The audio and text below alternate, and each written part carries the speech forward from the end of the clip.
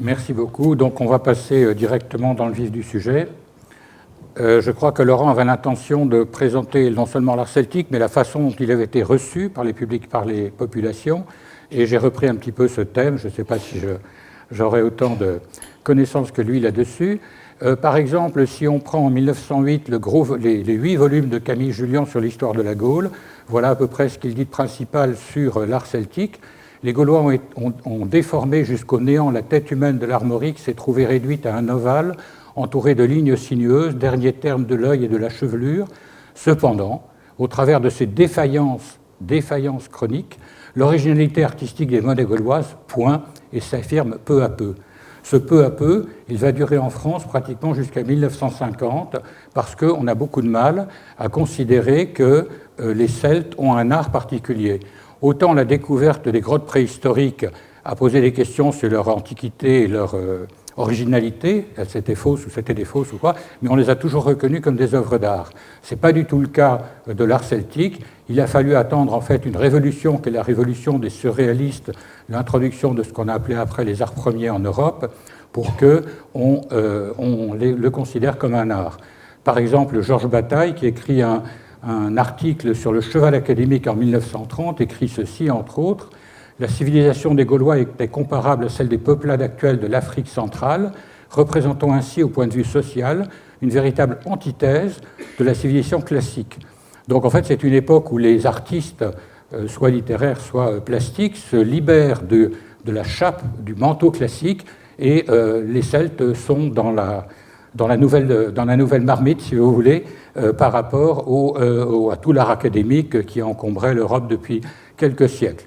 Autre texte de lui, toujours: « Les ignobles sages et gorilles équidés des Gaulois, animaux aux mœurs innommables et combles de laideur, toutefois apparitions grandioses, prodiges renversants, représentèrent ainsi une réponse définitive dans les nuits humaines, burlesque et affreuse, aux platitudes et aux arrogances des idéalistes. » Les idéalistes, c'est l'art classique, l'art académique, qui représente une image du réel, un peu idéalisée, mais tout de même très fidèle au modèle.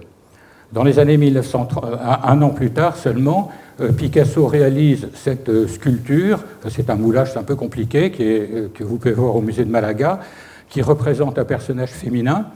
Et j'ai essayé de rechercher s'il n'avait pas regardé des monnaies celtiques, parce qu'il y a comme une ressemblance au niveau du relief et de la déformation qui est très importante. En réalité, Picasso, à ce moment-là, habite dans l'Oise, enfin dans l'ouest de Paris.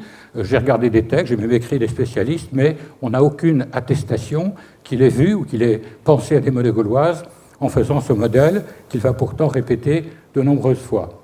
En revanche, alors il y a un document que vous pouvez voir sous une autre forme, parce que ça c'est celle du musée de Leipzig, mais elle est au musée Picasso actuellement dans l'exposition Calder, où on voit comment, entre le 5 décembre 1945 et le 10 janvier 1946, il a dessiné des taureaux, à ne plus savoir qu'en faire, et vous voyez comment, d'un dessin tout à fait réaliste, il est passé à une schématisation qui met en avant ce qui pour lui est l'idée du taureau, ce qui serait un petit peu comme dans le mythe de la caverne, l'idée qu'on peut voir derrière la réalité, là, on n'aurait pas une ombre, mais la réalité du taureau, qui n'a rien à voir avec la réalité que l'on perçoit tous les jours, et qui permet d'exalter la fonction, la symbolique du taureau. Donc on passe à quelque chose de différent de l'art académique, où avant tout, il ne faut surtout pas se tromper dans les proportions des pattes de la tête et des cornes. Et ensuite, on saute à 1950. Dans ces années-là, on a d'abord le travail d'André Malraux, qui consacre dans les essais de psychologie de l'art un chapitre à la monnaie et à l'absolu. Alors on retrouve un petit peu Bataille parce qu'il dit, en parlant de monnaie celtique, « Partout le cheval éclate comme le visage humain ». Et Malraux a un photographe dont j'ai retrouvé la trace, mais qui n'est pas identifiable même quand on consulte les archives d'Orléans, où sont les archives de ce genre, qui n'est pas... donc il a un photographe qui lui permet effectivement, comme c'est partout le cas dans cette série de bouquins de Malraux, de comparer des choses de civilisations différentes, de dates différentes, mais en changeant l'échelle simplement de la représentation photographique, ça permet de comparer des monuments avec des monnaies et de regarder comment la forme, le décor effectivement fait par l'artiste peut être comparé à travers le monde, ce qui est une approche de l'histoire de l'art qui n'a rien à voir avec l'histoire, qui est plutôt à voir avec l'esthétique, mais qui dans son genre est extrêmement bien fait. Quelques années après, Lancelot Linguiel est un chercheur qui va faire, alors lui, tout un catalogue de monnaies gauloises, donc vous voyez un extrait ici, dans lesquels la photo joue un rôle très important. C'est des photos d'excellente qualité, surtout pour l'époque, photos en noir et blanc bien sûr, et ça permet de voir comment les monnaies gauloises vont effectivement, à force de dériver des modèles grecs et latins qui les ont inspirés, arriver à quelque chose de complètement abstrait. Là, c'est dommage que Jean-Louis Bruno ne soit pas là parce qu'il reconnaît dans la monnaie qui est en haut à gauche un visage humain. Et là, j'avoue que là, je suis un peu perplexe, moi, sur ce que ça représente, et je n'arrive pas personnellement, dans ces monnaies-là, à retrouver le motif. Mais ce sont quand même des monnaies un petit peu exceptionnelles par rapport aux monnaies celtiques que l'on a en général. Ensuite, alors, on passe en 1957, je crois, 55, pardon, où une exposition a lieu rue d'Ulm, non pas à l'école normale, mais au Centre national d'études pédagogiques. Et là, on a pour la première fois une exposition qui s'appelle « Pérennité de l'art gaulois ». Le titre est d'ailleurs un petit peu bizarre, puisque c'est vraiment la naissance de l'art gaulois, plus que sa pérennité. Mais enfin bref, ce qui est intéressant, c'est de voir que, pour une fois, on considère que c'est un art, on le revendique comme art, et on trouve parmi les auteurs et organisateurs Linguiel, bien sûr, avec ses photos, André Breton, et Paul-Marie Duval, qui est un chercheur classique venant de la maison d'à côté, c'est-à-dire de l'École normale supérieure, et qui va, pendant toute sa carrière, moi j'ai été son élève à un certain moment, développer l'idée que l'art celtique, c'est bien, c'est peut-être pas aussi bien que l'art grec, mais enfin tout de même, c'est bien tout de même. Donc il a eu à la fois l'avancée dans ce domaine-là, la reconnaissance, et en même temps une espèce de complexe vis-à-vis de ses collègues, qui effectivement trouvaient ça un petit peu léger par rapport aux documents de la documentation classique. À la même époque, mais ça, c'est pas, il y a pas de, enfin, c'est un parallèle, mais sans rencontre, Paul Jacob Stahl, un collègue allemand qui avait immigré en Angleterre pour des raisons que vous savez en 1939, publie en 1944 Early Celtic Art, dans lequel il fait une analyse classique, mais extrêmement complète, un catalogue comme font les archéologues, une espèce de typologie dans laquelle la grammaire de l'art celtique est présentée. On a toute une série d'objets, une référence extraordinaire, travail qui sera complété récemment par Job, qui va mettre 50 ans à compléter le travail de Jacob Stahl. Et donc on a là une référence absolument incontournable, qui est vraiment le dictionnaire de l'art celtique. Alors reprenons les réflexions de Paul-Marie Duval, qui en fait, très honnêtement, va chercher à définir l'art celtique et va le chercher chez des collègues italiens, français, etc. Notamment, il cite René Geoffroy, alors que les deux personnages étaient dans deux milieux complètement différents. Geoffroy, c'est le découvreur de Vase de Vix, mais ce n'est pas un universitaire classique. Et Paul-Marie Duval n'hésite pas à le citer. L'art celte s'épanouit dans le savant agencement des courbes et des contre-courbes. Ce qui nous paraît à première vue élégance de travail à la main levée est en réalité le résultat d'une laborieuse composition géométrique où les modèles qui ont été à la source de l'inspiration, comme la palmette grecque, très tôt disparaissent, absorbés par une exubérance qui est comme une caractéristique propre de l'art celtique, art d'une originalité totale. Et en fait, par rapport à Georges Bataille qui plane et qui est même Linguiel dans ses commentaires de ses photos de monnaie, on part dans des choses assez fantaisistes. Là, on voit que l'idée, c'est de montrer que c'est un travail volontaire, qu'il y a eu des modèles grecs, effectivement, mais qu'on est bien au-delà et il y a une transformation complète de ces données. D'ailleurs, en 1972-13 à peu près, un colloque a réuni des historiens d'art, René Geoffroy, Paul-Marie Duval, etc., mais avec la dépendance de l'art celtique par rapport à l'Italie et par rapport à la Grèce. Donc on est encore dans un domaine où on ne sait pas très bien si on peut avoir le courage de le désigner comme un art réel et indépendant. Donc je vais, si vous voulez, reprendre un peu une chronologie tout à fait simplifiée. Je m'excuse pour les spécialistes, mais pour ne pas rentrer dans des détails de datation, d'origine, etc., et vous présenter un petit peu plusieurs phases de cet art celtique qui va se détacher des arts méditerranéens, avoir son période de plus grand développement vers le 5e, 4e, 3e siècle, et puis revenir un petit peu dans le giron général avec les contacts avec les Romains et la conquête romaine. Donc dans les premières phases, on peut effectivement contester l'originalité de l'art celtique, parce que si on prend ces trois statues qui viennent de la région de Francfort, de la région de Stuttgart et de l'Italie, eh bien on a des personnages qui sont assez proches, ne serait-ce que par la position de leurs mains. Je vous présente une photo très rare, c'est le dos des statues, parce qu'en général on voit que la face, et on se rend compte que même de dos, la position des fesses ou autre n'est pas du tout celle qu'on trouve dans le monde classique. Il y a une volonté à la fois de représenter l'homme, mais en sortant du modèle académique, ce qui n'est pas le cas à cette époque, il ne se pose pas la question, et d'ailleurs à l'époque en Grèce, on a ce qu'on appelle les kouroi et les koraï, qui sont aussi des statues très raides, donc on est dans une variante de l'art de cette époque, mais qui couvre à la fois la Méditerranée et l'Europe de l'Ouest. Alors il y a eu une petite révolution dans l'étude de la statuaire, parce que le personnage accroupi de Choroppertus, qui a été trouvé vers 1925, a été interprété comme une influence de Marseille, c'est-à-dire que c'est la proximité de Marseille, Choroppertus c'est à Aix-en-Provence en fait. Ce sont les Grecs qui ont inspiré les Gaulois pour faire ces statues. Alors déjà, le fouilleur avait dit, mais la statue, ce n'est pas du 2e avant, 3e avant, c'est beaucoup plus haut. Et la découverte, notamment de la statue du Glauberg, qu'on voit tout en haut à gauche, avec ses grandes oreilles de Mickey, ont montré qu'il y a une statuaire celtique en pierre et qu'elle est indépendante, voire antérieure, au modèle auquel on essayait classiquement de la rattacher. Alors ensuite, pour simplifier, je vais vous dire qu'au premier âge du fer, disons vers le 6e, 5e siècle, on a 2 modes de présentation des systèmes funéraires. À l'ouest, on a des chambres funéraires, pour les personnages les plus importants uniquement, bien sûr, dans lesquelles tout le cérémoniel représentant la statut sociale du personnage et ses activités est réunis dans une tombe à chambre, une tombe très importante en surface dans laquelle on a tous ces objets. Alors qu'à l'est et surtout au sud-est, dans des régions qui ne seront pas tout à fait celtiques, disons que c'est des cousins des Celtes, on va représenter sur des vases les cérémonies funéraires ou des cérémonies de la vie quotidienne, et on ne va pas accumuler autant d'objets à l'intérieur. Alors voilà ce fameux, ce qu'on appelle l'art des situles dans leur jargon. Les situles, c'est un grand seau en bronze avec une décoration. Vous voyez que c'est sur les Alpes, sur l'est des Alpes, le nord de l'Italie, le nord de l'ex-Yougoslavie, et ça ne pénètre pas plus loin que le site de Hallstatt en Autriche. Et dans cette région, dont Anne-Marie est une des spécialistes, je ne vais pas dire de bêtises, j'espère, on a donc ces grands vases avec des décors, vie quotidienne, qui rappellent un petit peu, comme pour la disposition et la nature des représentations, ce qu'on trouve en Mésopotamie à des périodes antérieures. Alors certains de ces vases sont tout à fait intéressants, parce qu'on voit en mouvement, comme en bande dessinée, les choses que l'on a vues tout à l'heure dans les tombes de l'Ouest. Vous avez vu ce dessin qu'a montré Michel tout à l'heure. Donc on voit les princes en train de banqueter en haut à gauche, en train de jouer à des jeux sportifs à droite, et on les voit en tant que cavaliers ou conducteurs de chars dans la partie inférieure. Donc on a une description de la vie aristocratique tout à fait spectaculaire.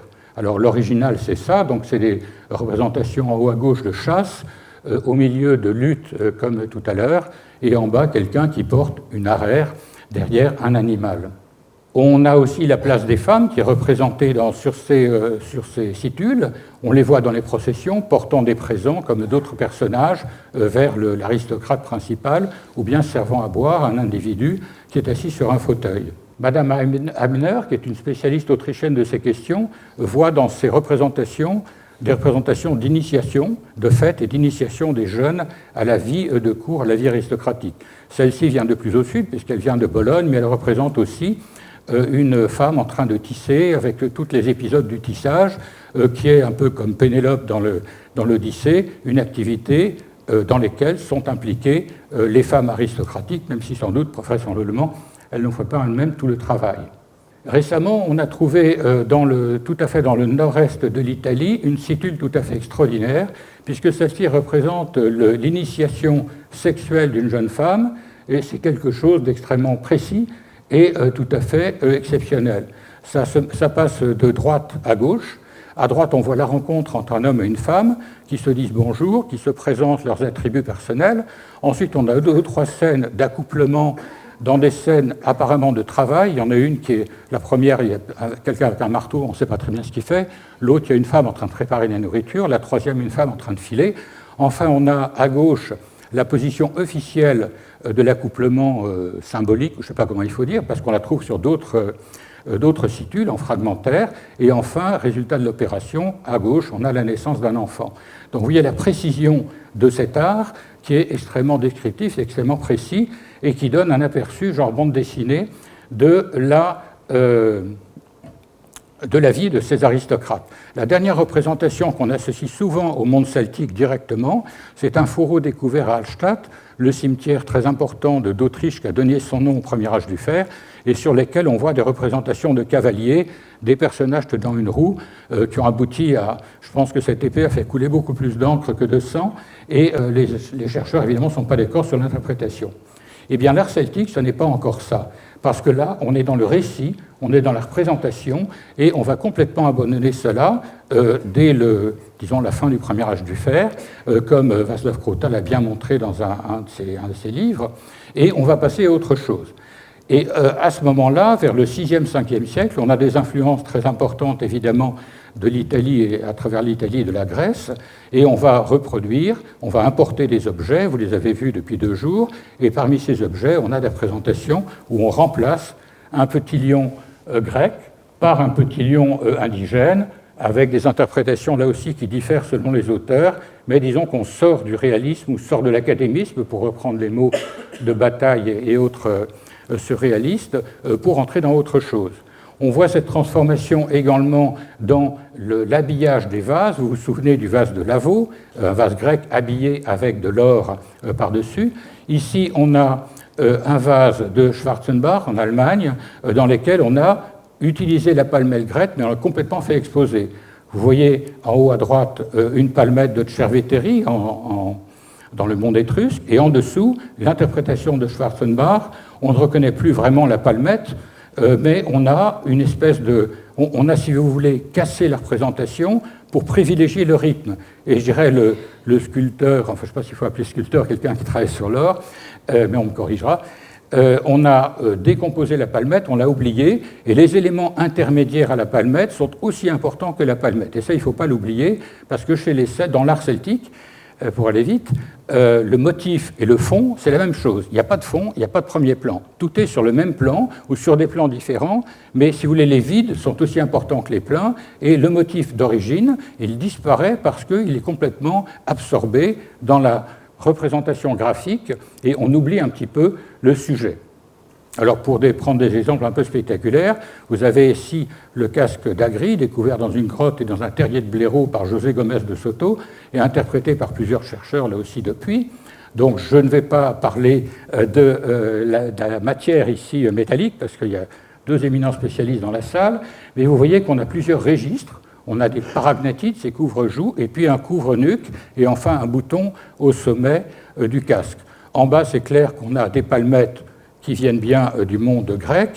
Au-dessus, on a des choses entrecroisées qui ressemblent un petit peu à ce qu'on avait à Schwarzenbach. Et enfin, si on regarde le couvre-nuque, là, on a carrément autre chose. Mais avant, je vais vous parler du corail qui est installé sur ce casque et qui est riveté sur ce casque. Là, c'est une étude de Sylvie Journeau qui a montré comment ce matériau extrêmement précieux qui est le corail, qui est d'autant plus cher qu'il est plus gros, il a été découpé de façon extrêmement méticuleuse, découpé dans l'épaisseur aussi, pour faire le maximum de motifs avec le minimum de poids de corail. Et donc, elle a reconstitué tous les découpages qui ont été faits pour installer ce matériau sur ce casque et rehausser encore sa valeur. Je ne sais pas si le corail valait plus cher que l'or, mais c'était à peu près sans doute du même niveau.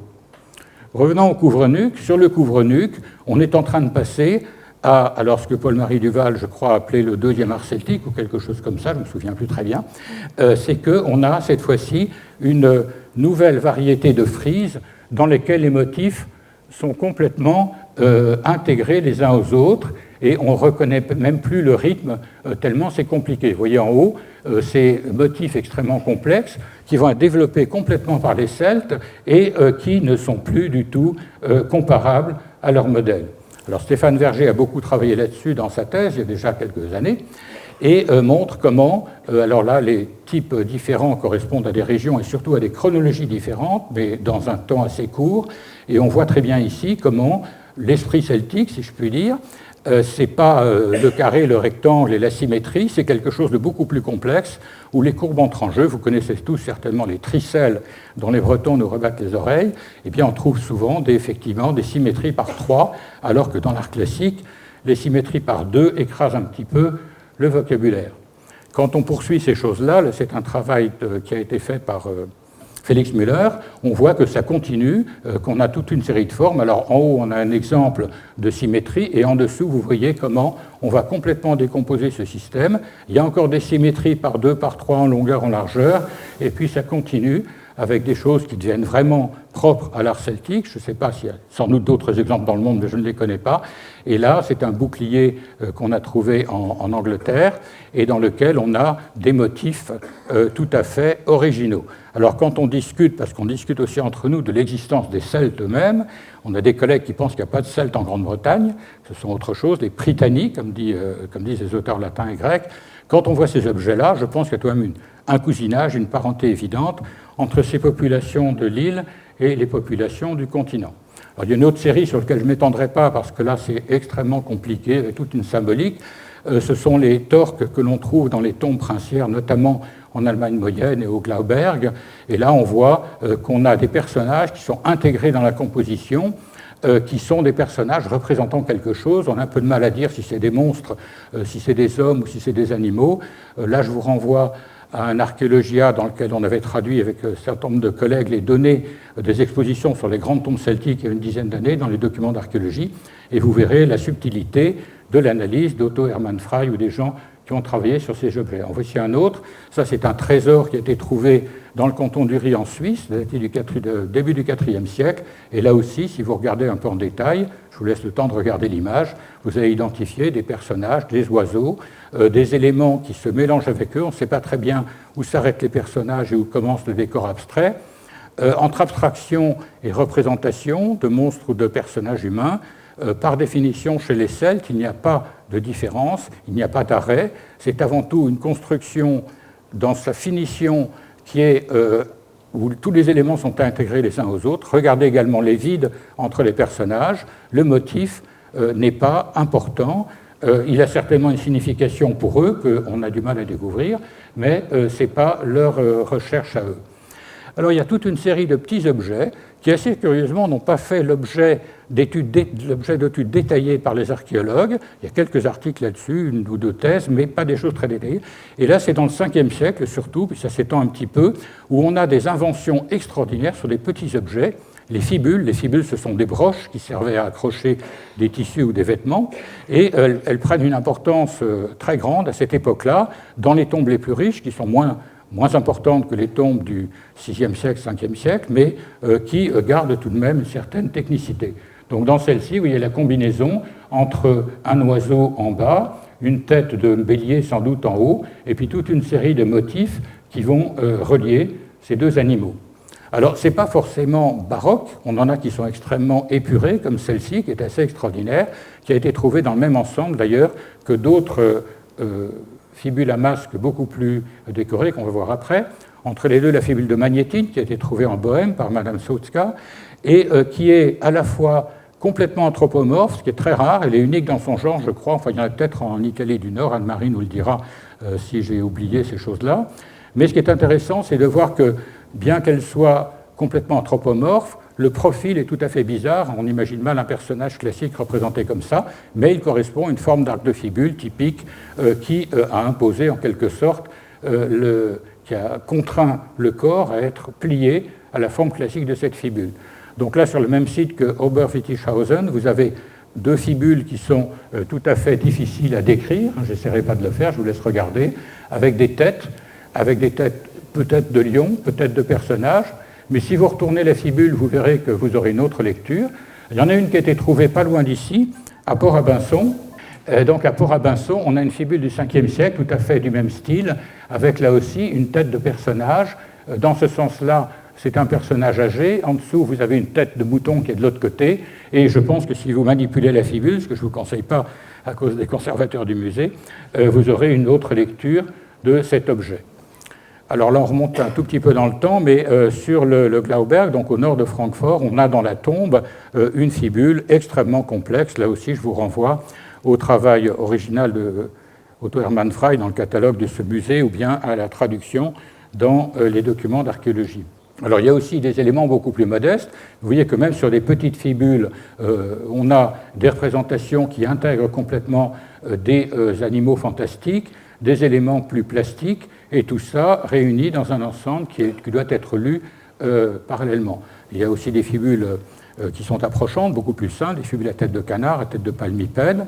On a essayé, notamment monsieur ou madame Binding, je ne sais plus, je crois que c'est Ulrike Binding, de travailler sur ces fibules et de distinguer les décors, des béliers dans une zone, des griffons et des dragons dans une autre, avec un recouvrement. Bref, il y a peut-être des thèses plus récentes là-dessus, mais on n'a pas vraiment de typologie très nette pour ces choses-là. Alors quand on avance dans le temps, dans la période moyenne de l'époque celtique, qui n'est pas, comme le disait hier un de nos collègues, une période de transition, mais la période où ils sont les plus puissants et les plus inventifs, la période où leur art notamment se développe complètement indépendamment, non seulement des Grecs et des Romains, mais également des Scythes, qui sont leurs voisins. Ils sont en train de rencontrer les Scythes dans la plaine hongroise, mais ils n'échangent pas leur art, ils échangent peut-être d'autres choses. Et là, on a des cimetières à tombes plates, donc des cimetières à inhumation en général, et dans lesquels on trouve énormément d'objets. Alors jusqu'aux années... pendant la fin du 19e, le début du 20e, on en a trouvé beaucoup en Champagne, mais vous savez dans quelles conditions catastrophiques avec la guerre de 14 par-dessus. Puis on en a trouvé en Europe centrale, et avec les nouvelles fouilles de sauvetage, on a rééquilibré la distribution des objets vers la France. Et là, on trouve des objets classiques, ça c'est plutôt de la première période de fouilles en Champagne, comme ces éléments de harnais, ces disques, dans lesquels on a une construction tout à fait géométrique, extrêmement intéressante, et qui pose le problème de savoir si c'est une construction mathématique ou si c'est une construction faite par l'artiste sans référence aux mathématiques. Jean-Loup Flouès, je ne sais pas s'il est là ou s'il est sur le terrain là-bas, a beaucoup travaillé là-dessus avec un mathématicien. Et si c'est mathématique, c'est des mathématiques, c'est des gens qui devaient connaître Pythagore, qui est à peu près contemporain de cette époque. Mais bon, la discussion reste ouverte et je ne sais pas si on aura la clé pour savoir si l'artiste s'est inspiré de connaissances ou bien s'il a simplement travaillé bien avec son ciseau. En tout cas, quand on continue au IIIe siècle, on trouve cet objet assez extraordinaire pour que vous le trouviez à la fois sur un livre que j'ai dirigé et sur le livre de Laurent Olivier, sur un livre de Laurent Olivier. C'est un objet qui a été trouvé par une équipe de l'INRAP avec Thierry Lejard de notre laboratoire il y a maintenant une quinzaine d'années et qui est rentré au musée de Saint-Germain-en-Laye depuis 2 ans ou 3 ans. Donc là, vous voyez que l'on joue non seulement sur le... Enfin, c'est plus mathématique, c'est un jeu sur le relief, sur les 3 dimensions. Et si on veut lire un peu plus loin l'histoire, on voit qu'il y a des motifs qui sont en 5, distribués sur 5 éléments, et des motifs distribués, les motifs centraux, sur 3 axes. Donc on a systématiquement, c'est assez systématiquement impair, et dans l'impair, on préfère le 3, et quant au 5, je vous renvoie au nombre d'or, etc., etc., il y a de quoi remplir des journaux entiers de science-fiction. Un petit mot sur les matières, parce qu'on a vu surtout des objets en or, des objets en bronze. On a d'autres choses qui interviennent. Dans cette tombe de Reinheim dans la Sarre, on voit un bracelet en ambre. On a parlé un petit peu de l'ambre hier et avant-hier, donc c'est effectivement un élément qui vient du nord, qui descend jusqu'en Italie et qui est très important. On a derrière un petit bracelet en verre dans le vase en bronze, et les bracelets en verre, c'est quelque chose qui est typique des matériaux transformés par les Celtes et du bracelet en tant que tel, qui n'est pas tellement répandu en Italie ou en Grèce. Et c'est l'époque où les Celtes s'amusent, si je puis dire, à transformer, à remplacer le corail par ce qu'on appelait l'émail, ce que Virginie Despentes-Chalet appelle du verre rouge. Ce verre rouge ayant la même composition dans toute l'Europe, apparemment.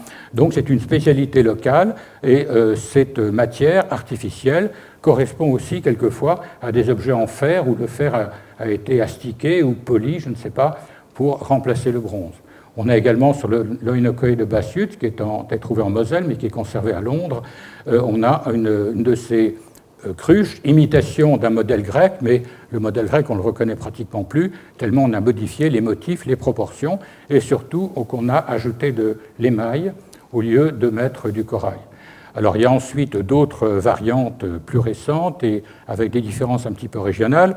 Les anneaux de cheville à ov, on les trouve plutôt en Croatie, en Hongrie, enfin dans l'est de l'Europe. Les autres, ces bracelets avec des reliefs dans tous les sens, on les trouve un peu partout. Et là, c'est ce que Paul-Marie Duval, je crois, a désigné un petit peu comme art baroque dans son ouvrage des années 70.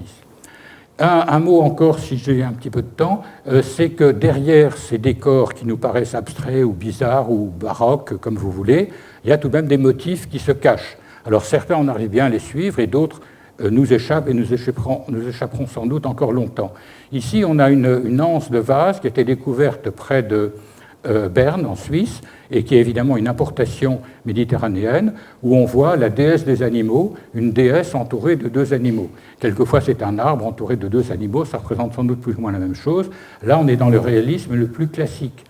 Et puis, si on prend ces boucles de ceinture, eh bien, on se rend compte qu'on retrouve plus ou moins le même motif, avec un personnage au milieu et des choses à gauche et à droite. Pareil ici, le personnage au milieu, des espèces de chevaux à gauche et à droite. Alors vous me direz, c'est peut-être pas très pertinent, mais si on continue la série, on a une épée de Suisse, l'épée de porc, dans laquelle on a carrément un tampon où on voit ce qu'on appelle l'arbre de vie avec deux espèces de chèvres qui montrent sur l'arbre. Puis à côté, on a quelque chose de Hordorf, près de Stuttgart, où on a deux animaux, un axe au milieu. Puis on a la fibule du Parsberg, où on a également un personnage central et deux sur les côtés. Et puis enfin le casque de Montebibile, sur lequel Václav Krouta reconnaît le même motif de l'arbre de vie. Alors encore une fois, si on prend ça isolément, ça paraît un peu farfelu, mais si on met toute la série sur une table, c'est évident qu'il y a derrière un symbole qui nous échappe, enfin nous échappe plus ou moins, disons que c'est quelque chose qui traverse toutes les cultures, donc on est un petit peu perdu, et qui représente certainement une représentation symbolique, voire religieuse, pour les personnes qui l'ont pratiqué. Alors, il y a d'autres pièges dans l'art celtique que moi je trouve très drôles. C'est que pendant longtemps, dans l'art celtique, sachant qu'on mélangeait les personnages et les éléments abstraits, on a pensé que cette tête-là était associée à ce qu'on a appelé tantôt des vessies de poisson, tantôt des feuilles de gui, etc., etc., j'en passe, et on trouvait ça très bizarre. Et puis en réalité, quand on a fouillé la tombe du Glauberg, non seulement on a trouvé une statue avec ces deux éléments, mais dans la tombe, on a trouvé un chapeau, enfin les restes d'un chapeau, avec les mêmes éléments. Donc, il n'y a rien à dire. C'est clair qu'il y avait des chefs celtiques ou des gens qui avaient une fonction telle qu'on leur mettait des oreilles de Mickey autour de la tête, et ce n'est pas la peine de chercher des feuilles de gui ou des vessies de poisson. Alors, ce motif est assez important, et je me suis amusé un jour où je faisais un exposé à des classes de CM2, de leur montrer ce casque 10 minutes après avoir montré la statue. Et alors, je leur ai demandé ce que c'était que le casque. C'est un corbeau, c'est un machin, c'est une grue, etc. Mais je dis non, mais lisez pas seulement l'objet, lisez un peu les vides.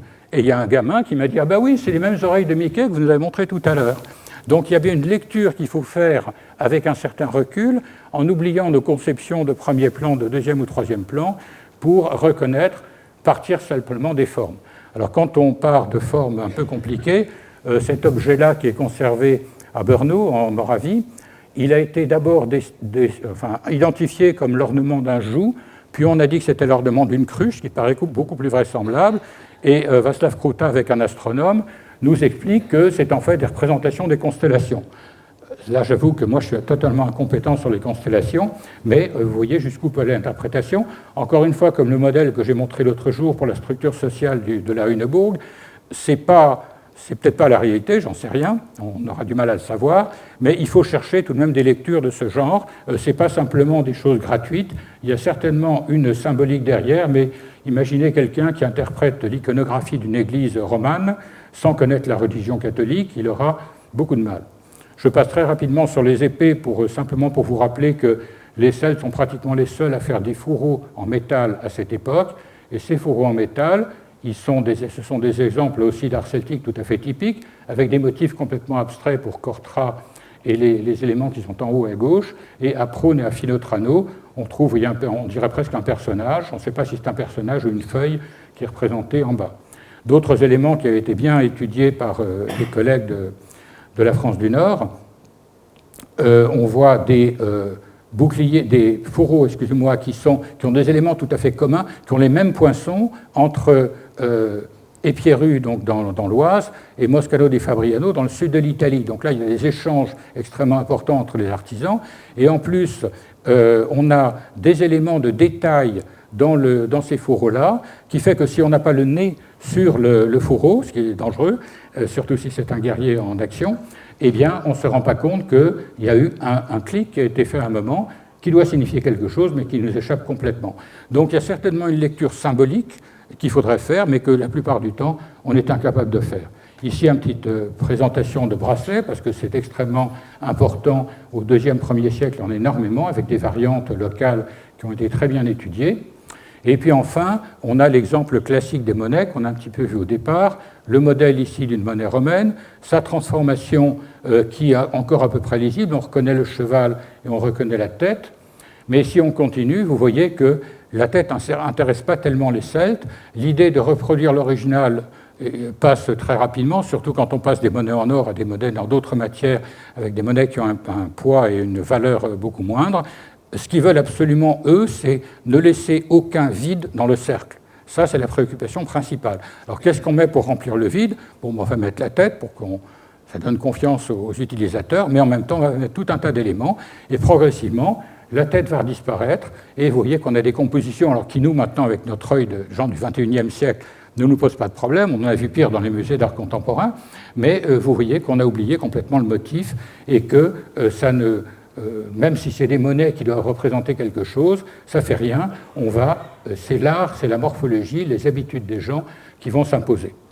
Pour la dernière période, donc deuxième, premier siècle, on a des choses qui sont tout à fait intéressantes aussi, beaucoup plus modestes. Paul-Marie Duval parle autrefois d'un art sévère, ce qui n'est pas une mauvaise définition.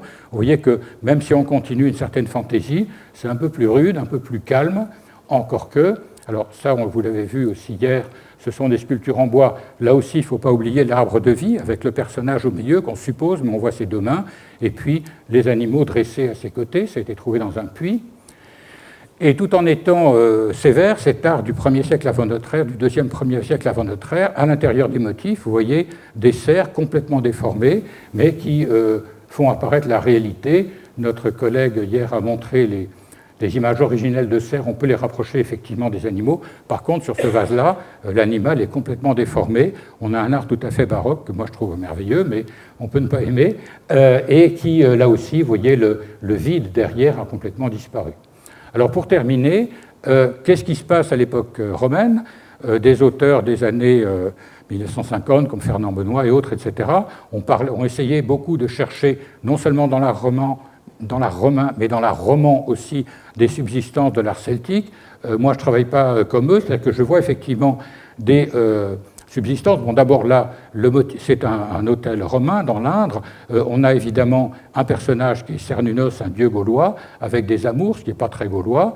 Et il est assis en tailleur, ce qui est tout à fait gaulois.